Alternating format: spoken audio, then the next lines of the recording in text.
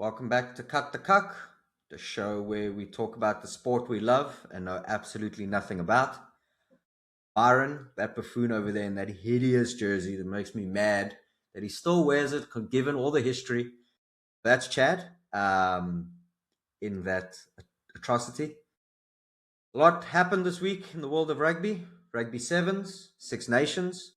Super Rugby starts soon. Varsity Cup starts soon. Some chaos over the Six Nations we can talk about. So, Chad, let's cut the cuck. Let's cut it. Can we first start off with the Italy game? Man, I saw something this morning that I absolutely loved. I think it was posted by Six Nations, and it said, "We can't tell you what it feels like, but we can show you." And it had the end of the game. They were spanning through all the Italian players showing their emotion towards it. Man, all those hard training sessions, all those late nights, those long video sessions that they do, the fitness, the hours in the gym, it all paid off. Yeah, It's got to feel good. it has to. And I was not expecting that result. I expected Italy to beat Wales, but not for Scotland. Also, throws all the information I've put out in the world about Scotland beating Ireland into the absolute bin. And last week I said, because I think I argued for Italy in almost every game. And I think I even said, am I giving Italy too much? Like, am I thinking too highly of them? I think I underplayed Italy, and you somehow almost convinced me of the Scottish dream. And I'm sorry, I take it back. Yeah. Look, before we move on to the other games, there is still some validity in what you said. Because when we get to the Irish game, there might actually be hope for Scotland beating Ireland. But let's not jump ship too quickly. Yeah. The Italy Scotland game, the whole game was good. It was fun to watch. The weather made it like something out of a movie. It was so dramatic. But for me, it's the end of the Italy game that I want to talk about. Yeah, it was what, 28 phases? Yeah. Crazy. Their defense was so good. Their scrums were good. Their breakdown was good. They made it so difficult. If that Italy shows up against the Box, it'll actually be. I still think we'll win, but I think it'll be one of the better games of our pool. Well, remember there was that tour we did last year where I think we played Italy twice and Portugal once. Yeah. And they scared us properly in that first game. You know, Italy have it somewhere. They're at that point now where I think Argentina was a few seasons ago. Just about to say the same thing, yeah. And it's exciting. It's really, really exciting. Yeah, I was keen. I was like, oh, do I pick up Duolingo and start learning Italian? I was like, yes, please. I'm into this. This is so good. As much as I don't know why. I must have some Scottish heritage or something that's just buried down inside me because I've got such a soft spot for the Scots. But I mean, they're a cool nation. I've got nothing against the Scots. You know, I would say there used to be so much love between the Springboks and the Irish team. I would say that love still exists between the Springboks and Scotland. Yeah. I thought you were going to say that love's still there between Ireland and South Africa. No, man, after we beat them in that one tournament, they changed the visa restrictions for South Africa. So you know the hate is real. And if that was a coincidence, it's a horrible coincidence, but it did happen. It was quite funny. But yeah, major props to Italy because now they stand that chance to end third or fourth instead of where they're always fighting fifth or sixth, which is exciting. Yeah, that's what I was just about to say. It's a really good opportunity for them to finish maybe third because if they can beat that, I don't think Wales could beat themselves in a training session. No, but I feel like Wales versus Wales in a training session, they still both lose. Yeah, it would be. It's they were. I mean, we can go into that game now. We're going backwards, but that Wales versus England game, the Hard watch. yeah, it was so tough. Like they couldn't put anything together. There was handling errors, penalties because they were just not knowing what they were doing. It felt like they didn't have a game plan. Like even when they did at halftime, just before halftime, when they had the tap kick, Yeah, it looked fucked it. unstructured, complete. Like no one was sure what they should be doing in that situation. Yeah, it was Yeah, rough. And then the passing down the back line, it was passing behind players. It was just I did feel bad for them because it felt like we were watching like when like this is back in the day when it was like Argentina first coming on the scene and Springboks would just blow them out of the water. yeah. It, Like it watching a wasn't legit competitive. third tier nation. Yeah, it wasn't competitive, and it's so weird because you go back two World Cups and we're playing them in the semi-final, and it's a close game. Yeah, 1 point. Yeah, Yeah, and well, now we're talking about how badly they're going to get the wooden spoon in the Six Nations. clearly they just got what Yeah, I 41 mean, points. their biggest hope was to beat Italy, but the Yeah, way Italy played, I can't see it happening. And then I know it's kind of a joke, but like the more we talk about it, the more I'm tending to believe it. Zimbabwe Wales is going to be a game. I haven't watched a single game of Zimbabwe, No, but neither have I. Not I one. reckon they've got a chance.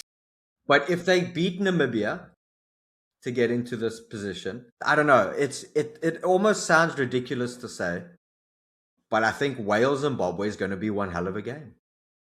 I hope it is. Yeah, but I agree with you. It was a tough watch. Yeah, and I mean there were also so many cards in the game. There was what 6 cards? The number of penalties, Oh I yeah, actually I've got looked it it up, here. 16 penalties. and 12 to England as well. Yeah, So 28 penalties is ridiculous. yeah, it's rough. So I don't know if that was a. I mean, if at that level, you can't really blame the referee if they're giving away that many penalties because it's not the referee committing the penalty, it's the referee calling the penalty. Yeah, You but know? it is kind of like thing. Like even like if I go back, like when we were playing at school, if you played another school that was really bad, you ended up playing quite badly. I feel like Yes. it was almost one of Yeah. those kind of Yeah, things that because like you, there's no structure. yeah, not No yeah, maybe structure. that was it, yeah. But also saying that Wales being so bad in that game, England looked alright, but they didn't look anything Yeah, but like exactly like special. what you said. How do you look good if there weren't enough phases to build good play? Yeah, it was penalty mark on Because penalty every mark. time England would build something, they just get a penalty advantage and then kick the ball down the field. And then so like Yeah, they it never doesn't really flow. had the chance to play rugby. It'll be interesting to see what happens next week. I'm actually quite keen for. I mean, not the France versus Wales. I think is going to be a cricket score. After what France did to Ireland. Yeah, Wow. yeah. I mean, that's a good segue into that one. France Well, I'm not Ireland. done yet. I got something to talk about from that game that actually I don't know how everyone else is going to feel about this. The Ellis Genge headbutt. Okay. Do I think by what I think a headbutt is, was that a headbutt?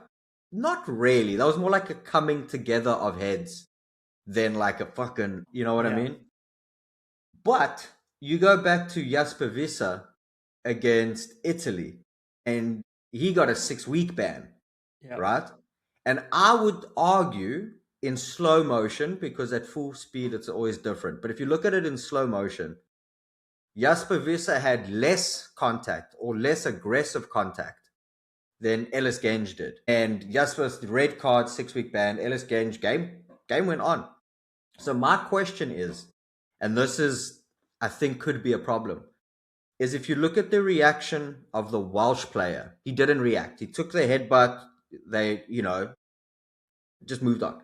If you go back to the Jasper Visser one and you yeah, watch the replay, the Italian player had this massive reaction towards the headbutt, stared directly at the referee, eyes big like this, hands in the air, saying, what the fuck. I'm Now, actually sorry. I'm going to make that the what picture this on one? the thumbnail.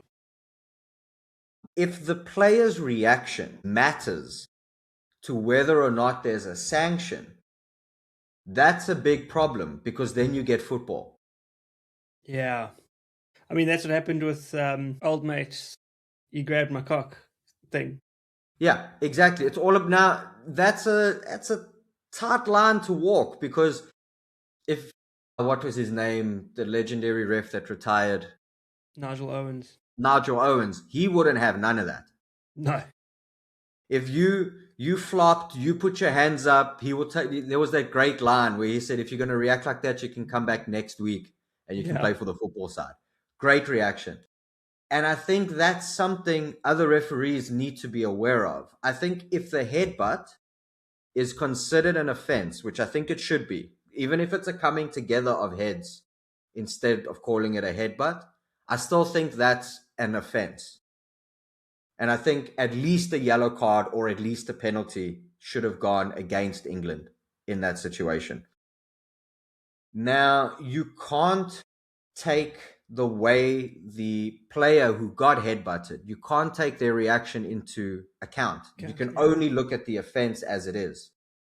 Because otherwise, we're going to have people diving and flopping and screaming and shouting every time someone tickles them or grabs their balls. Because I can't. I mean, I watched some football this weekend, and I only watched 20 minutes, and I couldn't watch anymore because I think I spent more time being upset at Oaks just as if someone kicked their leg off. Yeah. Was the way they were reacting. And I'm sure it hurts. Look, I don't play football myself. I'm sure it hurts. Not too But much. I mean, the way they can roll, and it's almost impressive how they can get fouled, scream, roll, and grab the injury all at the same time. And then get up after the Immediately penalty get thing. up as if Yeah. nothing happened. Look, like I said, I'm sure some of it hurts. But the whole point of this tangent I went on is just for World Rugby and rugby refs to be careful we don't go over that line. And the reaction shouldn't matter, should only be about the offense. Yeah. I wonder if he'll get cited for. I think it would be a rough call. But again, if Visa got 6 weeks, like if Visa was a straight red and then there was no citation, he served his, what is it, a 2-3 game ban for a red card, straight red card. If that was the case, then I would say Ellis Gen shouldn't get cited.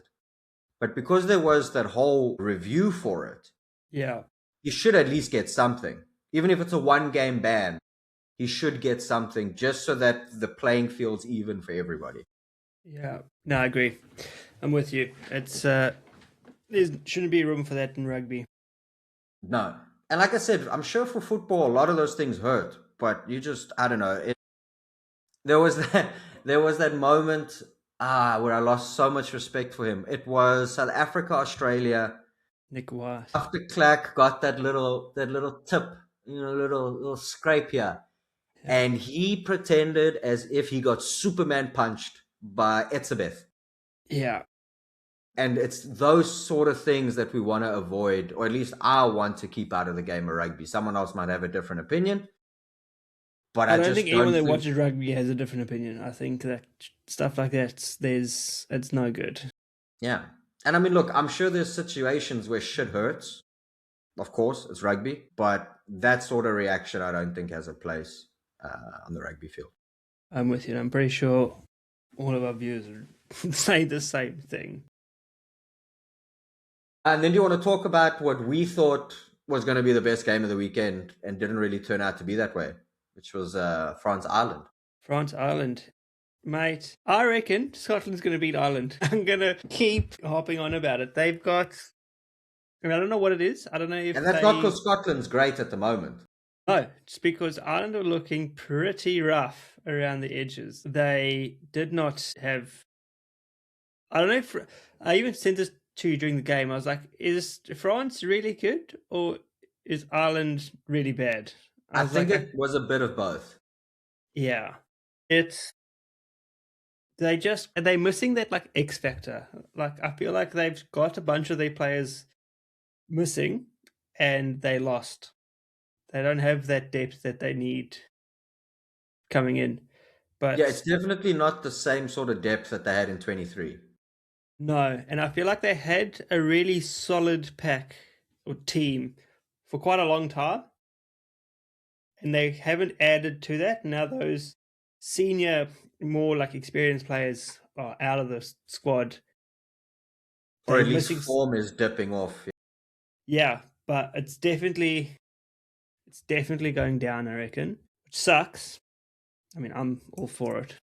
Yeah, so I mean, obviously, you can talk about the greatness of Beer Beery because Yeah. that first try was special.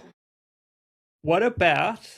I don't know if you've seen it. All of the forward pass and the knock on tries before the tries.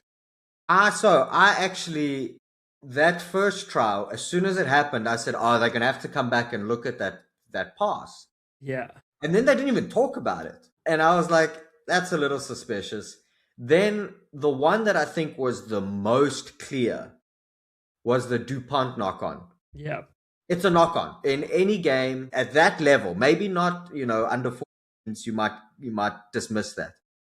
But at that level, with the TMO checking every try, I don't know how that try stands. I don't think it changes the face of the game. I think France still win with the bonus point, even if that try is not given. But that try shouldn't have been given. Yeah. No, that was a. I was shocked at both of them, but that knock on, I was like, well, okay, it's gonna.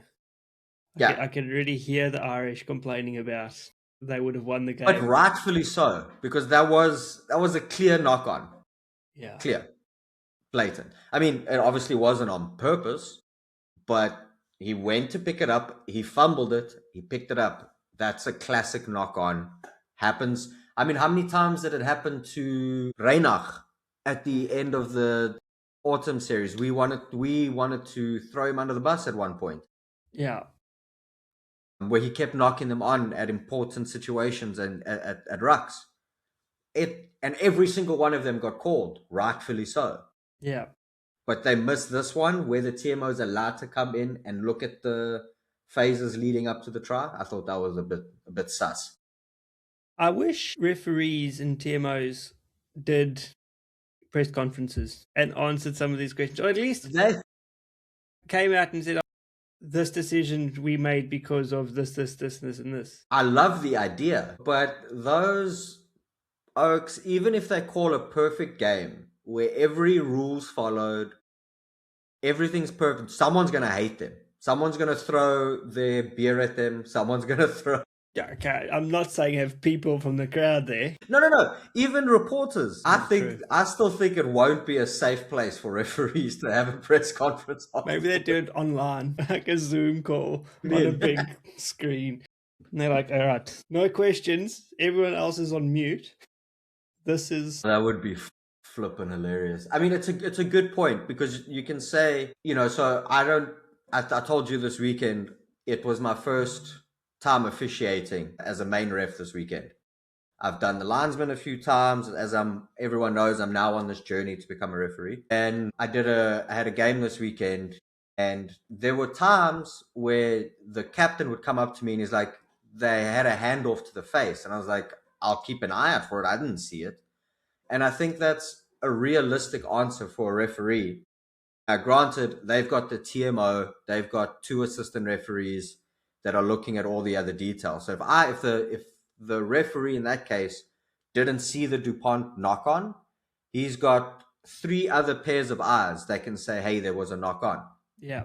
Whereas at my level, where I'm refereeing kids, if I miss something, I miss something. Like Yeah.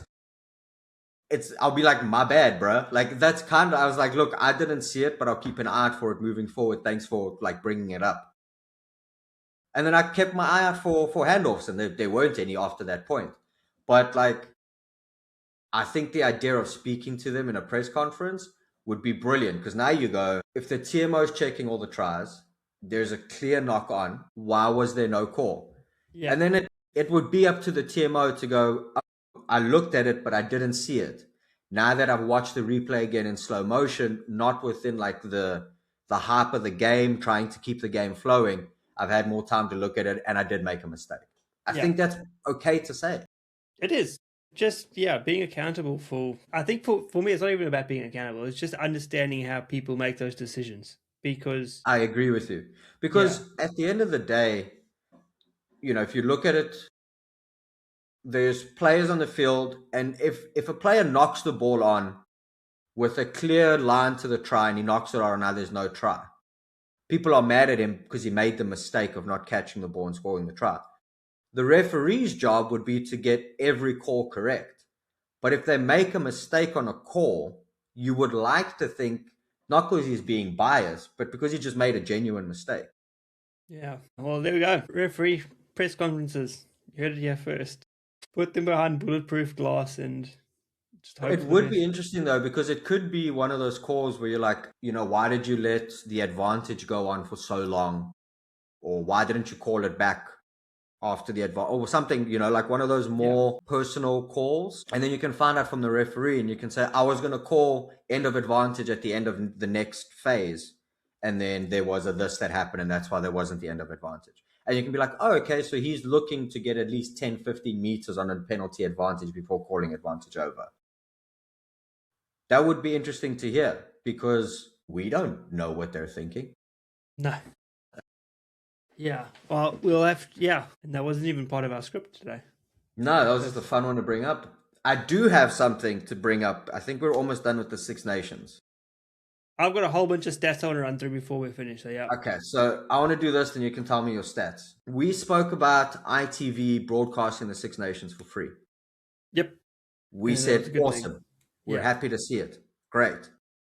However, I think what they did, and I have someone really awesome backing me up on this, Sia Khaleesi. He said it. I read it. He obviously doesn't know I'm talking about it.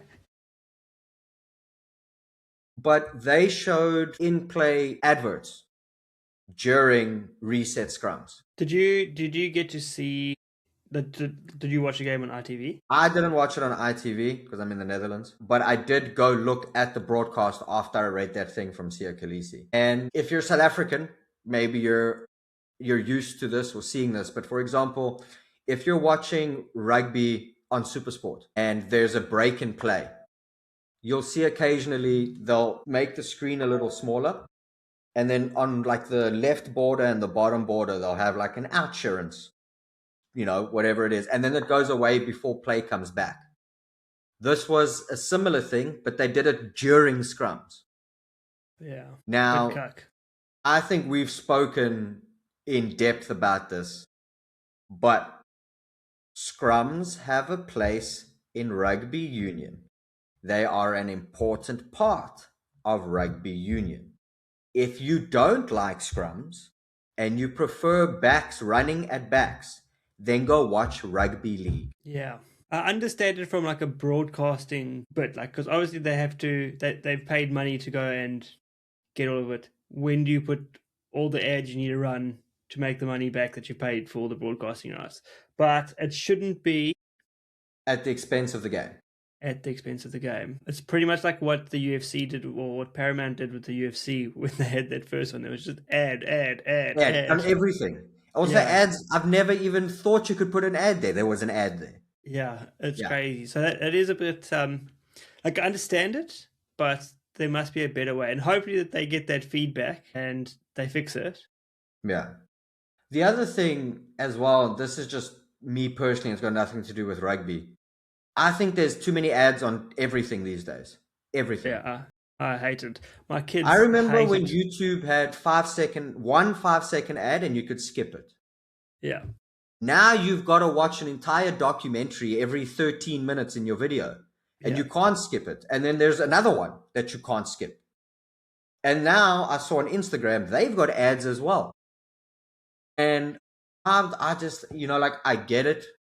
Corporations want to make money, but how much money do you need when you're $1 billion company? Why do you need to make 1.2 billion the next year? and then 1.4 billion the year after that. That's how shareholders get paid, man. Fuck 'em, man. Jeez Louise. No, but Jesus. How I'm many with you. yachts do It's you so need? funny. Even my kids hate ads on YouTube. And then they go, well, then just buy the subscription or whatever it is. When I started watching YouTube, I didn't have to buy a subscription. Yeah, because what is how much? It's like yeah, it's like $20 a month. I actually haven't looked at it because, like, on principle, I don't want to buy it. I know, but even ads like on YouTube, when I get an ad on YouTube, all it does is make me not want to buy that product. I'm Yeah, like, like nah. I'll look at something, I'll be like, you know what, I really want to get, I don't know, a coffee maker. And then a coffee maker shows up on YouTube, and I'm like, fuck you, Phillips, I'm not buying your coffee maker. Yeah, I'm gonna go buy an espresso just out of spite. It's just like I said, I get it. People are trying to make money and but also, like, let's just keep it within reason. Yeah, And it's at this point, it's gone out of control because there's nothing we can do to stop it. But there's an you ad can on subscribe, everything. pay for the subscription. How about we start making money here first, and then Yeah, please watch our ads when they start rolling. who's gonna want to advertise on here? The more I think about it, the less chance we have. Yeah. Well, we know we're not going to get Philips coffee machines. Do you know what we can do? We'll do no ads on the pod, and we'll find another way to make money. Okay. I'll let you mail on that one and come up with ideas. I'm interested to hear them. But yeah, anyway, that was a very non-rugby conversation about ads, but it all stemmed from the disrespect from ITV towards Scrums in the Six Nations. Yeah, it'll be interesting. I haven't seen it, so I'll probably have a look after this because yeah, it is a bit. It's also it's like important because you normally get a little bit of intel of like the players going in and binding and setting, and you can kind of see what's going on. And if it's the scrums become this small because of a tennis biscuit ad, then Yeah, I mean, look, you could still watch the game, but I'm also a fan of listening to commentary, yeah, you know? And sometimes, depending on where the camera angle is compared to where the commentators are, they're seeing a different part of the scrum than what we're seeing at home. And I want to know what's going on in the scrum. Why was it a penalty? yeah, Who infringed on who?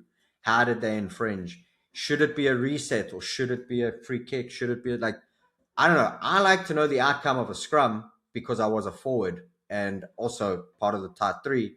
So like that competition matters in my head. yeah.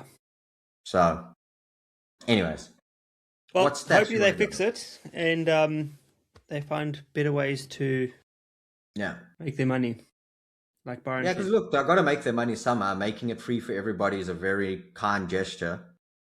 But like, just because it's free doesn't mean it has to be shit for the viewer. Yeah, it's got its. I'm sure someone smarter than us in marketing can figure it out. Pretty sure. But yeah, I want to quickly run through some of the stats from this round one.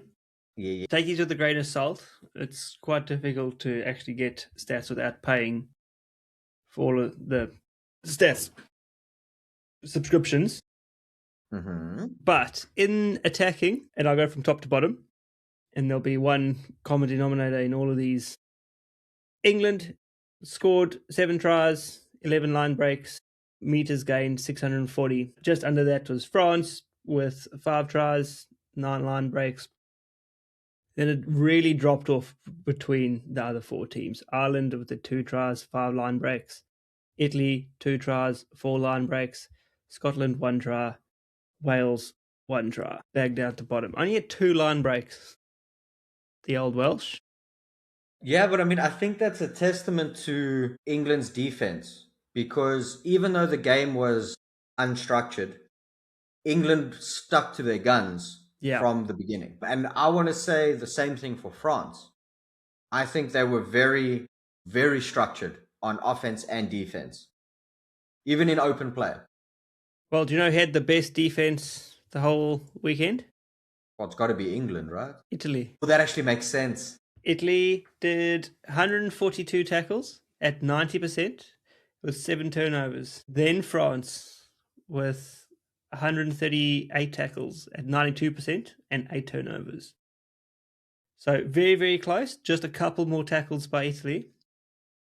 And then is England with 131 at 89% and 6 turnovers.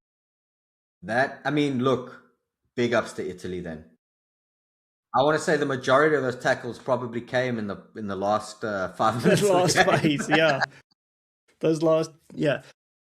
I thought they were going to give a penalty away the moment they got close because Scotland were just inching. Every And I was single like, phase. no, don't do it, not like this. And they were so disciplined, I thought they were going to slot a drop goal. I thought that's what they were aiming up for. Finn Russell's good enough too.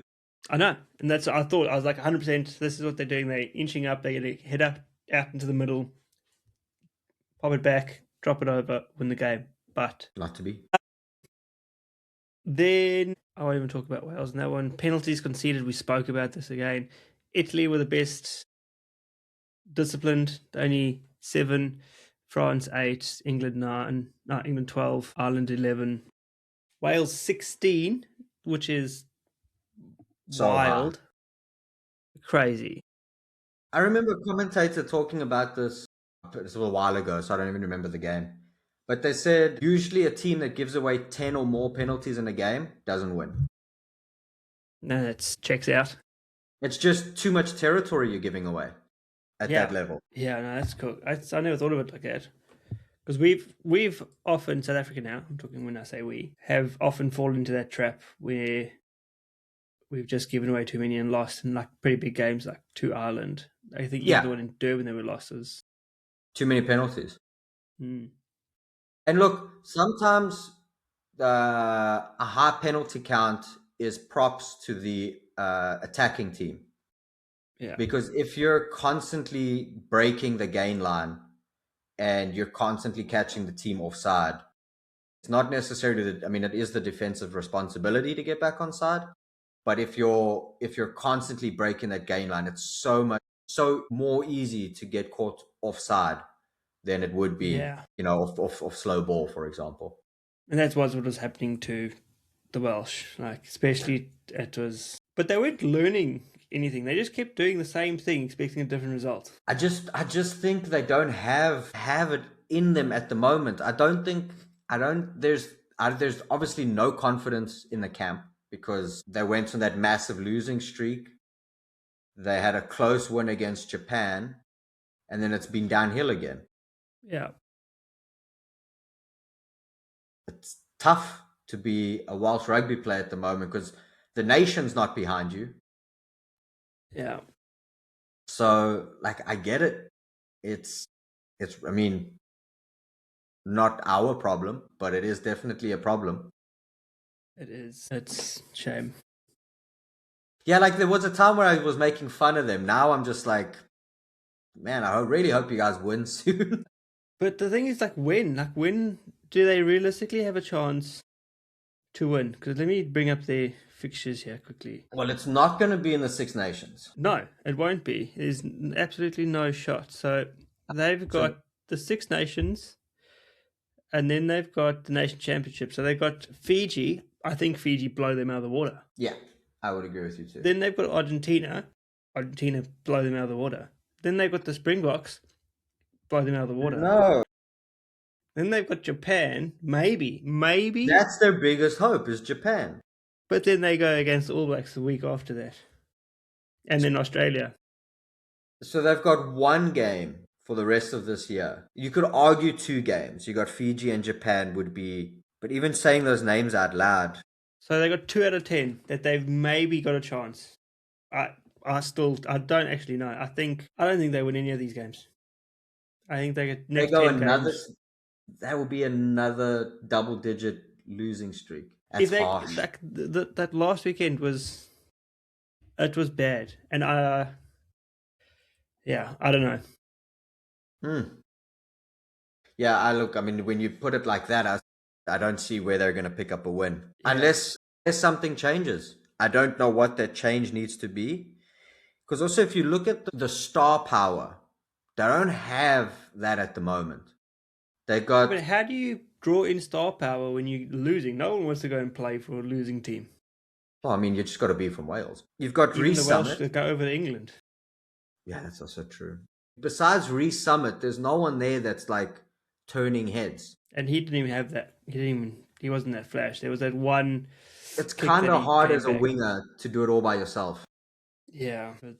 First of all, the ball gets to you probably the most infrequently at wing. I know, I played wing. That's why I played wing.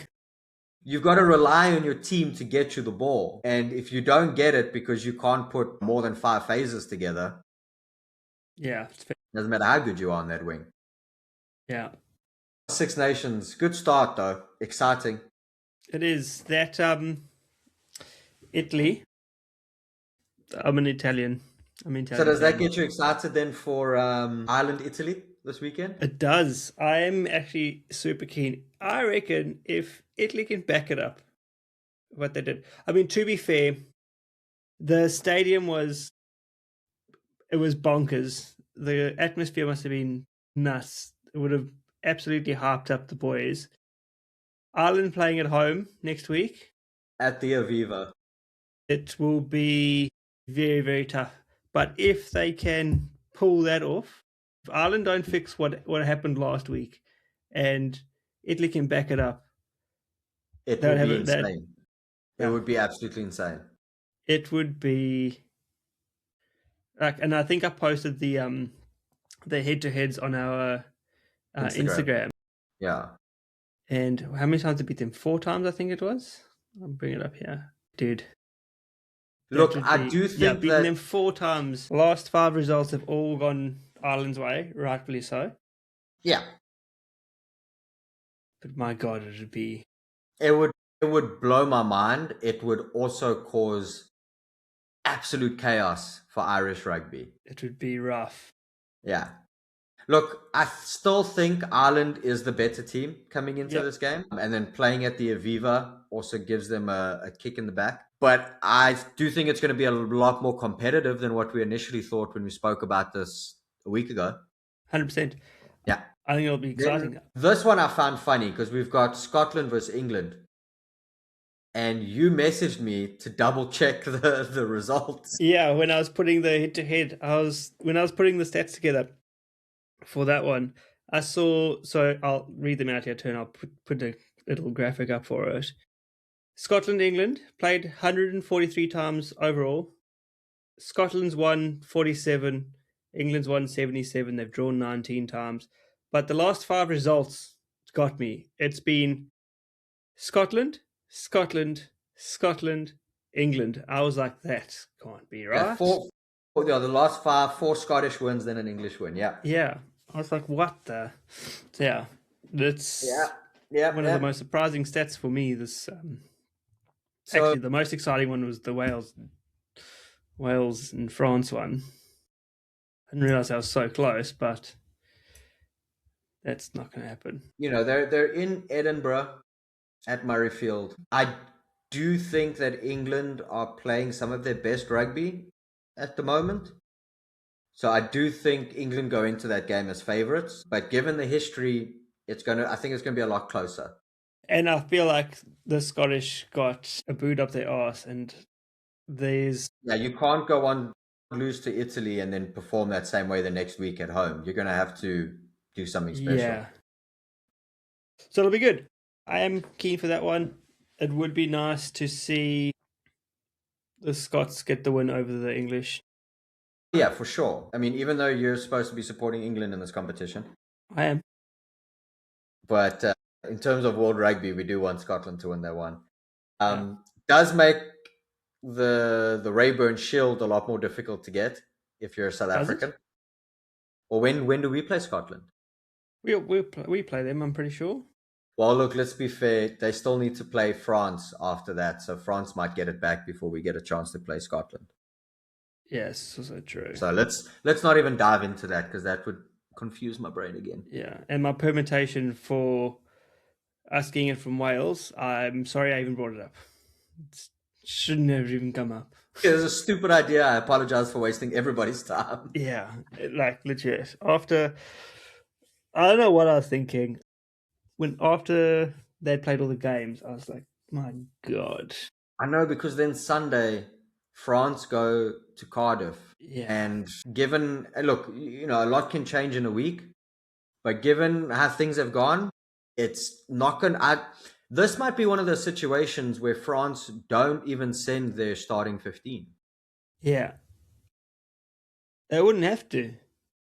Don't You think could so. food poison the whole French team and they'd probably still come on and beat the Welsh. Like all 23 of them, diarrhea, bad, and I reckon they'd still be okay. Shit his pants on the field and they'd still win the game. Yeah. But also, when I was doing the stats for that one, on paper, if you looked at it just on stats without looking at the last 5 results, it's neck and neck. So, played 105 times against each other, Wales versus France.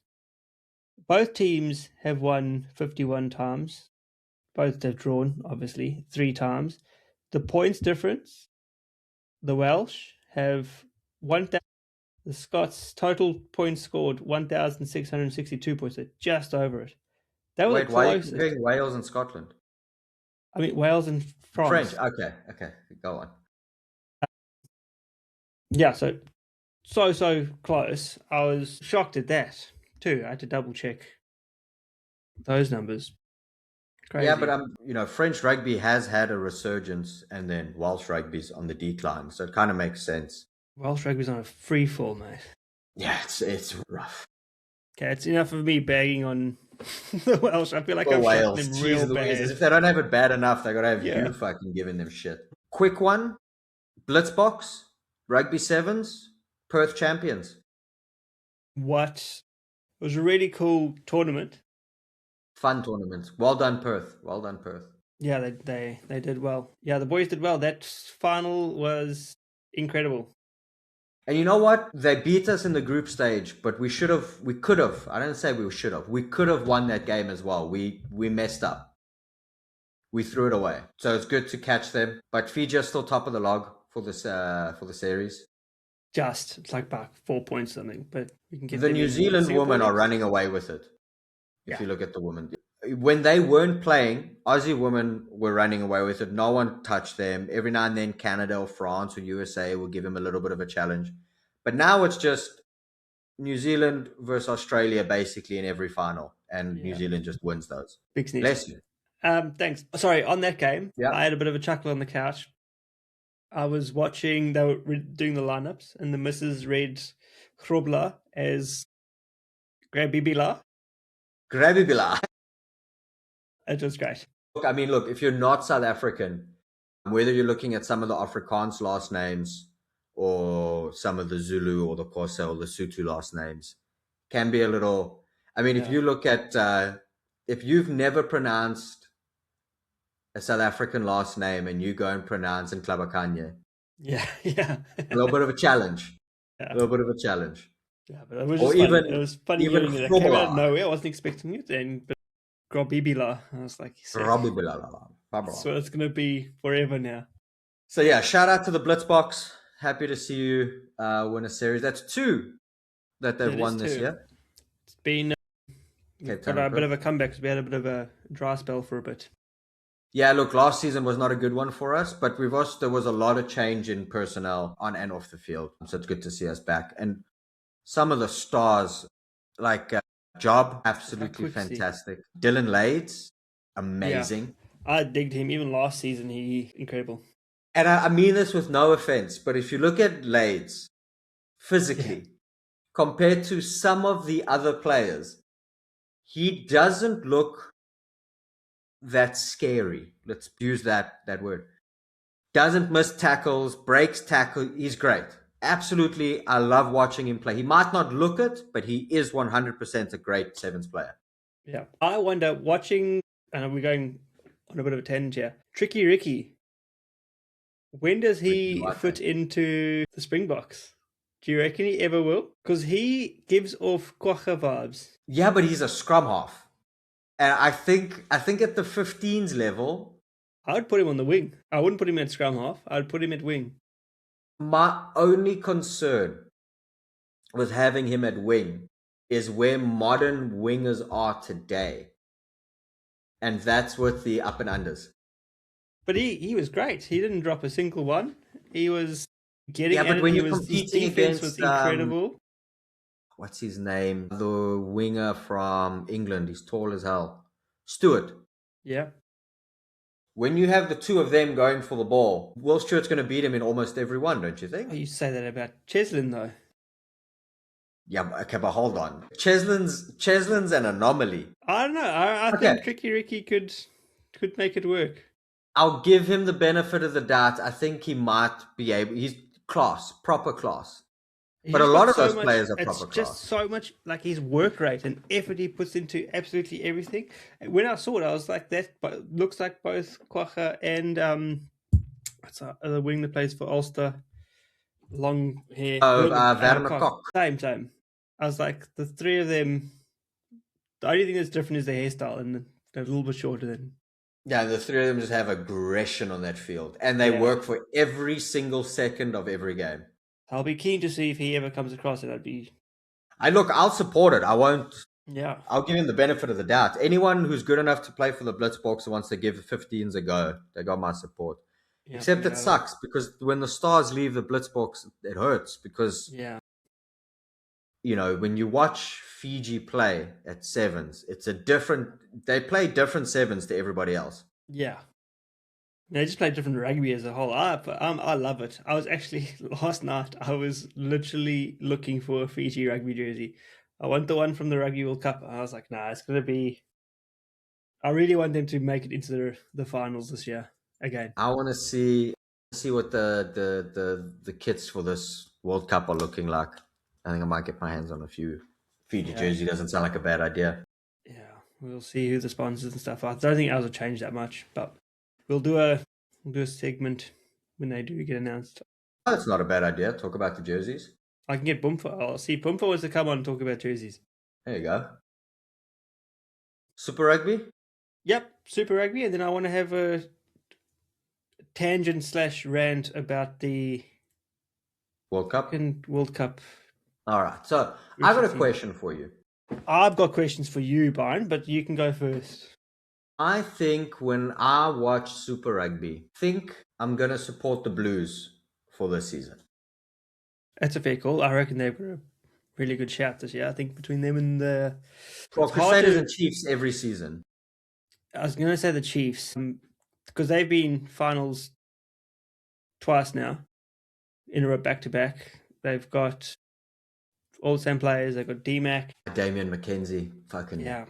No, I think so good. It's probably going to be a Blues Chiefs final. All right, but have you watched any of the preseason games? No. Fuck me. I've been watching them. The boys have been playing every single game like it's a final. Really? For preseason? They've just been mooring one another. Bad. It's... Well, the what was it? Was it the Waratahs who had that? That 97-point game? No. There was the training incident that happened. And they had the roll, yeah. Yes. Yeah. Crazy. So I guess they're coming in with a lot of aggression because I think this was on YouTube. Given the growth of the URC, I think Super Rugby has a lot of pressure this year to put on good performances. Well, that was going to be my question to you, but I want to just quickly talk about the boys going hard. Fabian Holland, in the training game, dislocated his shoulder. He's out for the whole season.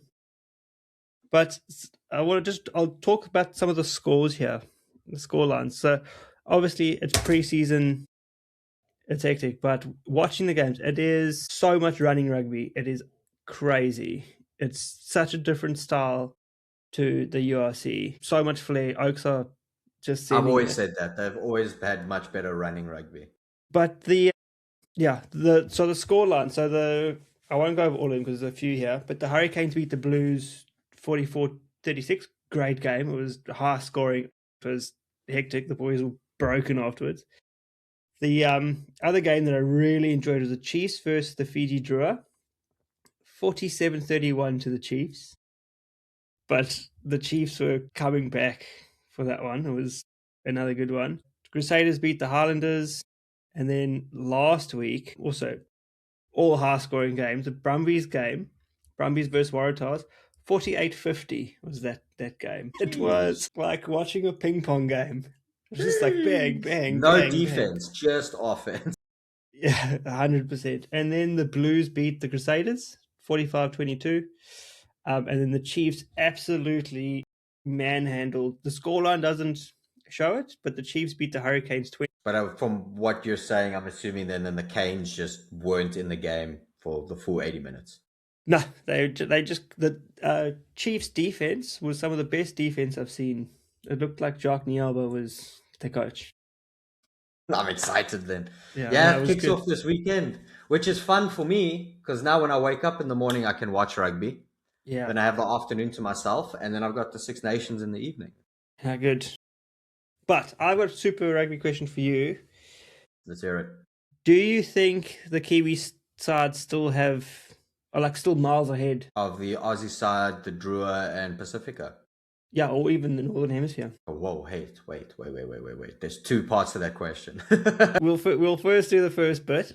Do the Kiwi side... Well, I'm kind of leading into another question here. So, are the Kiwis just like that much better, and it's going to be another 4? Yeah, I think the way Super Rugby always ends up is you have the New Zealand sides in the top with the Brumbies, and then everyone else falls in as results go. Every now and then you might have the Reds higher than a New Zealand side, but yeah, you're going to have Chiefs, Blues, Crusaders, and Brumbies making up your top 4, and then a little bit of a mix-up from there. That goes into my next question was, do you think that there's going to be any Aussie teams in the finals? I don't know about the finals, but I believe at least the Brumbies, maybe the Reds will...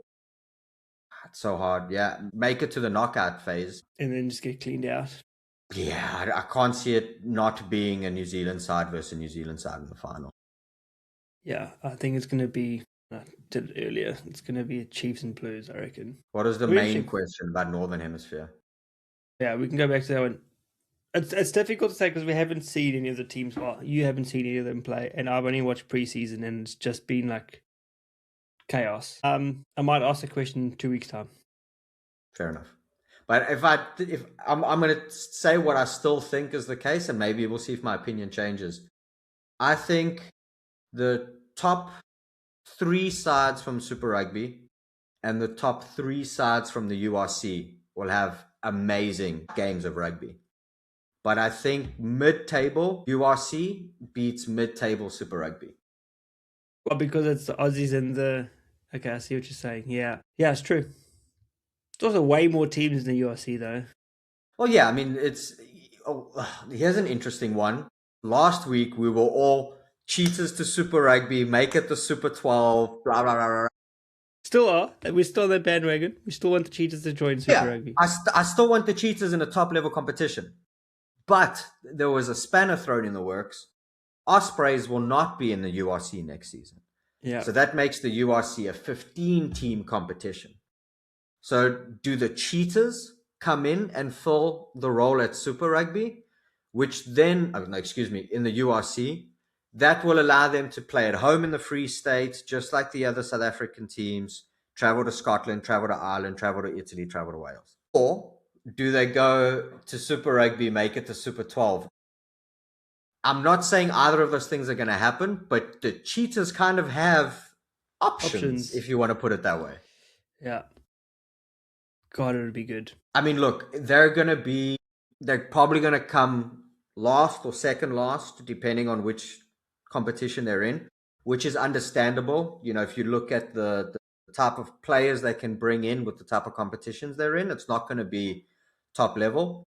But you've got to start somewhere. I mean, fucking Western Force have been in Super Rugby forever, and they still can't win a game. And we, as South Africans, next year, everybody needs to support the Cheetahs during the Currie Cup. And the Cheetahs need to win the Currie Cup next year. I agree with you. Because every single year that the Cheetahs win the Currie Cup, the Springboks have won a World Cup. Well, I just think the Cheetahs deserve a little something. They've been at it for a lot longer than the Southern Kings, and those arseholes got to try. So, Yeah, this is true. yeah, I think the Cheetahs deserve it. Whether it's Super Rugby or whether it's the URC, I really hope to see them there for 2027. Yeah, either of them. Yeah, I mean, it's not like I'd actually go and watch. So I don't have No, any big but stadiums for me. so they also, for the EPCR, they're based in Amsterdam, which I thought was pretty cool because it makes traveling a little less. But, you know, even if they continue to have their base here in Amsterdam during the competition for the URC, I'll Yeah, it definitely makes go sense. catch a few games then, because how cool would that be? 100%. Yeah. So yeah, we'll see. Hopefully, Cheetahs will be in a top level competition next season, and it'll be so good for them. That'll be cool. Yeah. We don't Okay. need to talk about it, but Varsity Cup starts next week, Monday the 16th. So we can all see that rule in play, and we can actually make a proper call. Yeah, that'll be I good. laugh no one uses it in the first week. They probably won't, to be honest. The way I looked at it is if you score close to the touchline, then it's worth the risk for the 5 points if you don't Yeah. have a good kicker. But if you score in front of the posts, just take your 2 points and let's move on. Anyways, that's my opinion on something I haven't seen yet. World Cup rugby, Chad. Tell me World Cup what's on your rugby. mind. So, everyone put your tinfoil hats on because I've got a conspiracy here. So, I know, was it last week that we spoke about the terrible The opening opening game? game said World Rugby said it was because they want to shed light on up and coming nations. We all Yeah. said bullshit. It should be the best opening possible game. It should have been Australia versus New Zealand. Yeah. And that's where we ended. It's been burrowing in my head about, I couldn't find an answer about why they would have done it. So, my conspiracy theory is that World Rugby have named this terrible opening game to get people like us talking about the Rugby World Cup in Australia, for one. And it really pissed me off for. Do you think we would speak more about it if we were all excited for Australia and New Zealand? Or do you think more people are talking about it because everyone's going, what the fuck? Yeah, I think they've gone bad press is good press and let's just get it out Okay. there. But then I also heard that they. So obviously it's about making money too. We've been to this. Yeah, maybe And they'll put ads during scrums during the World Cup. No, they I'm might kidding. have Please don't to do that. because I don't think Please. anyone's going to watch that. Then I heard that the Australia-New Zealand game is being played in Sydney in the big stadium. So that's the one that's got more seats. So they'll sell more seats at the New Zealand Australia in Sydney than they would at Perth because Perth's not as big a stadium. Anyway, But then why wouldn't you just have the opening game in the biggest stadium? because That's, if you look at World Cups, that's normally how it works. what? Why didn't they choose the MCG with Well, 110,000? apparently they lost it to the NFL. Yeah, Your opening game and your final is usually the two big games at your biggest stadiums. yeah. But anyway, I'm going off topic here. Okay, Then please keep going. I've still got my tinfoil hat on. there was even more bad news, and I didn't even realize this until the other day. Okay. So the knockout phases, so round of 16, Yes. going up. So this is the fixtures for that game. So you've got a game at, and this is all Australian time, at 3:45, at 2:15. So they're overlapping. Unless you have eyes, chameleon eyes, you won't be able to watch both those games. And then you've got a game at 6:45 and 7:15 on the same day. Why do they have overlapping games? I don't know, but it's fucking annoying.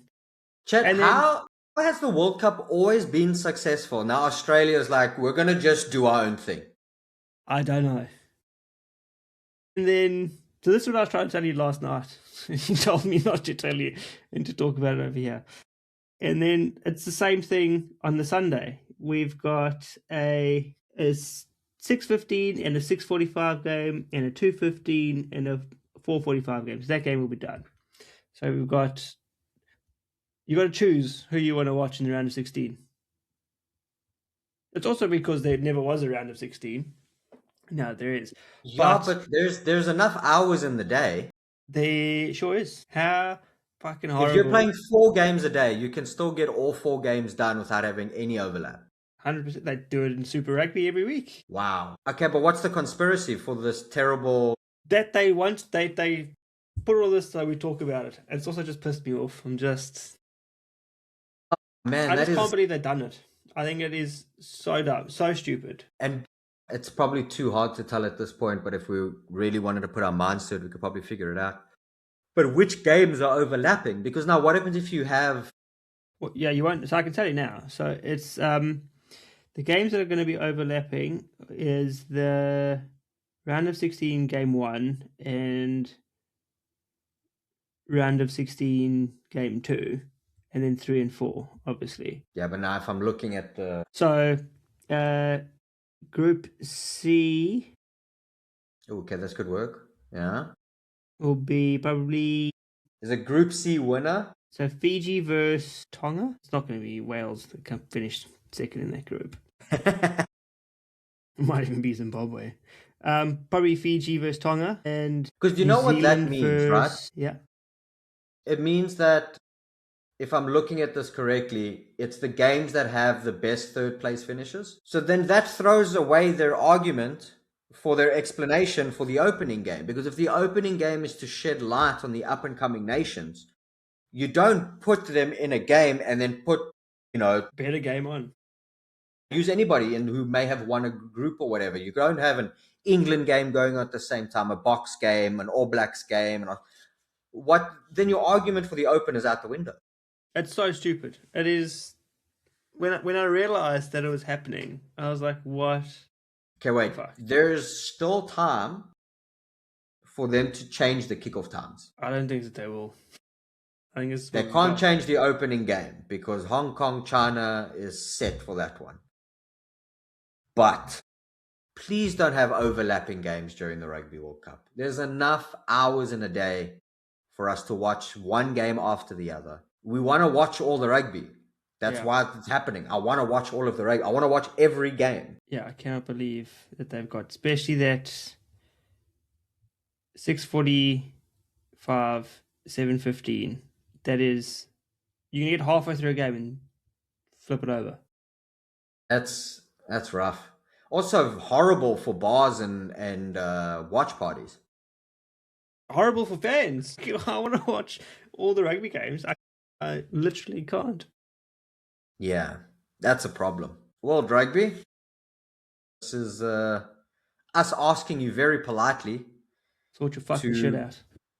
move those games around. I know maybe it's the time difference giving people hassle, but we'll all wake up at whatever hour we need to wake up in the morning to watch the rugby. Just don't let them overlap. That doesn't make any sense.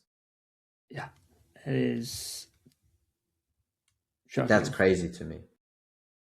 Chad, you ruined the vibe. Thank you so much for that. I've been holding that in for the whole week. I've just pent up with hate. Proper upset by that one. Well, thanks for that, Chad. I'm good. Anything else? Go Crusaders. I wish I didn't ask the question. But I reckon, I think that's it, Byron. I think we've cut all the cuck. Shout out to the person in the comments that keeps telling us we've got a bad name. They said anything else. If you want to say, welcome back to Cut the Anything Else. Doesn't have the same ring to it. But yeah, like, subscribe. Please watch us on YouTube. We need the numbers. It would be nice. And that's it. Thank you very much. The cuck's been cut. Well.